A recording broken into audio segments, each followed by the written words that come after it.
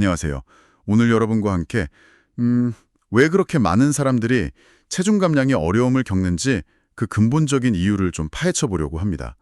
스탠 엑버그 박사의 통찰을 바탕으로요. 단순히 덜 먹고 더 운동하라 이런 조언 말고요. 지속 가능한 변화의 진짜 열쇠 이걸 찾아보는 시간입니다. 핵심만 빠르게 얻고 싶으신 분들께 아마 흥미본 시간이 될 거예요. 네, 맞아요. 그 체중 감량 시도 후에 98%가 요요를 겪는다니 결국은 자기 탓을 하게 되잖아요. 엑버그 박사는 이게 의지력 문제가 아니라고 딱 잘라 말하거든요.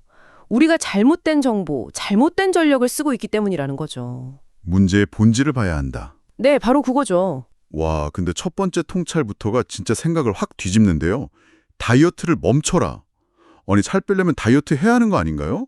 이게 무슨 뜻이죠? 이게 좀 역설적인데 핵심을 찌르는 말이에요.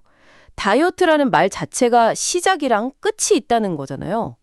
목표 딱 달성하고 나서 예전 습관으로 돌아가면 요요는 당연히 오겠죠. 아, 그죠. 그래서 엑버그 박사는 일시적인 제한 말고 평생 할 수 있는 생활 방식의 변화, 이걸 강조해요. 단순히 칼로리 계산만으로는 안 된다는 거예요. 예를 들어 스테이크 500칼로리랑 탄산음료 500칼로리가 우리 몸 호르몬, 특히 인슐린에 주는 영향은 완전히 다르거든요. 아하. 칼로리 숫자 자체보다 그게 어디서 왔는지가 훨씬 중요하다 이 말씀이시군요. 네네, 정확합니다. 그러면 두 번째 비결. 근본 원인, 그러니까 호르몬. 이건 어떻게 작용하는 건가요? 인슐린, 코르티솔 이런 어려운 말들이 나오던데요? 맞습니다. 체중 조절에 관제탑 같은 역할을 하는 게 바로 호르몬이에요. 특히 인슐린이 아주 핵심적인데요. 이게 지방 저장을 촉진하는 스위치 역할을 해요. 스위치요? 네. 그리고 스트레스 받으면 나오는 코르티솔. 이것도 혈당을 높여서 인슐린 분비를 자극하고요. 또 배부르다는 신호를 보내는 렙틴이라는 호르몬이 있는데 인슐린 수치가 계속 높으면 이 렙틴이 제대로 말을 안 들어요. 민감도가 떨어지는 거죠. 아, 그럼 계속 배고프겠네요? 그렇죠. 호르몬 불균형이 있으면 끊임없이 배고픔을 느끼고 지방은 계속 쌓이고 악순환인 거죠. 이건 의지력으로 싸울 레벨이 아니라는 거예요. 와, 호르몬 불균형이 배고픔 그 자체를 조종한다니 이건 진짜 중요한 지적이네요. 그럼 세 번째, 진짜 음식을 이해하라. 이건 또 어떤 의미인가요? 엑버그 박사는 우리가 너무 오랫동안 가공식품에 길들여져서 진짜 음식이 뭔지 약간 잊어버렸다고 말해요. 생각해보면 자연 상태의 동물들이 비만으로 고생하지 않잖아요.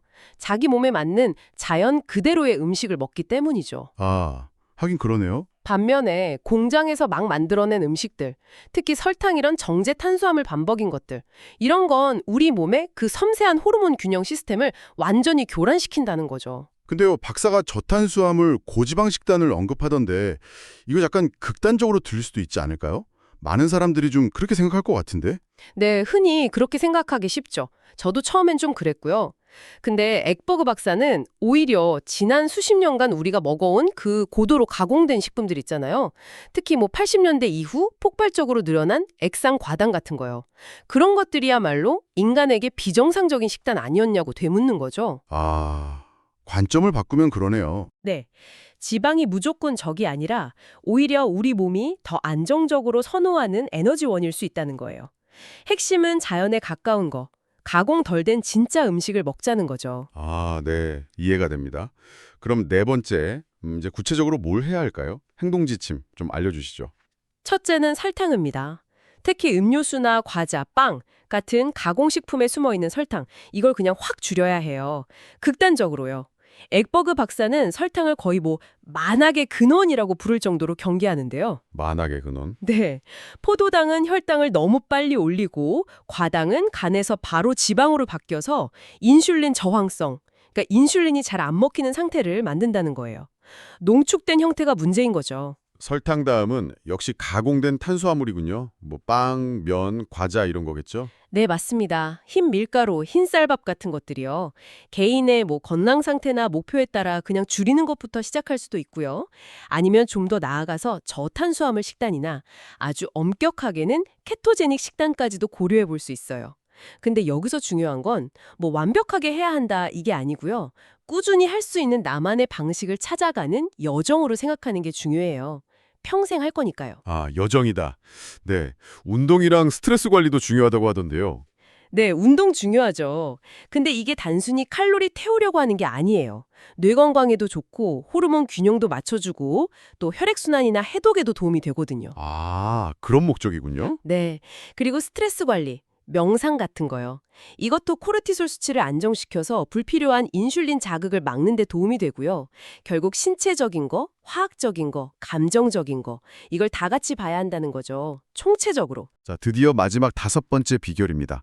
체중 감량 목표를 설정하지 마라. 이건 진짜 의외인데요. 목표가 없으면 어떻게 동기부여를 하죠? 이게 바로 엑버그 박사가 제시하는 진짜 중요한 관점의 전환이에요.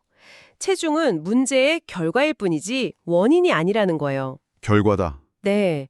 체중계 숫자만 보고 막 거기에 집착하면 오히려 스트레스 받아서 코르티졸만 늘어나고 아니면 너무 적게 먹어서 신진대사만 털어지고 역효과가 날 수 있다는 거죠. 아, 그럴 수 있겠네요. 그쵸. 대신에 건강한 습관 만들기, 내 몸의 소리에 귀 기울이기, 오늘 하루 좀 활기차게 보내기 이런 과정 중심의 목표에 집중하라는 거예요. 몸의 균형이 딱 맞춰지면 체중은 알아서 따라온다는 믿음인 거죠. 와, 물론 체중을 추적은 하되 그걸 강압적인 목표로 삼지 말고 그냥 관찰의 대상으로 보라는 겁니다. 과정 자체가 중요해요. 네. 오늘 이야기를 쭉 들어보니까 결국 체중 감량이라는 게 단순한 의지력 싸움이 아니네요. 우리 몸의 시스템, 특히 호르몬 균형을 이해하고 생활 습관 전체를 바꾸는 어떤 긴 여정이다. 이렇게 봐야겠네요. 숫자가 아니라 과정에 집중하라는 메시지가 정말 인상 깊습니다. 맞습니다. 그래서 마지막으로 여러분께 이런 질문을 한번 던져보고 싶어요. 엑버그 박사의 관점처럼 만약에 체중이 단지 우리 몸이 보내는 하나의 신호나 증상에 불과하다면요? 그 근본 원인인 호르몬과 식단의 불균형을 바로잡았을 때 혹시 우리가 예상하지 못했던 다른 건강상의 긍정적인 변화들 있잖아요. 예를 들면 에너지 수준이 올라간다거나 잠을 더 잘 자게 된다거나 피부가 좋아진다거나 이런 것들이 혹시 함께 개선될 가능성은 없을까요? 오늘 나눈 내용을 바탕으로 한번 곱씹어 볼 만한 그런 흥미로운 생각거리가 아닐까 싶습니다.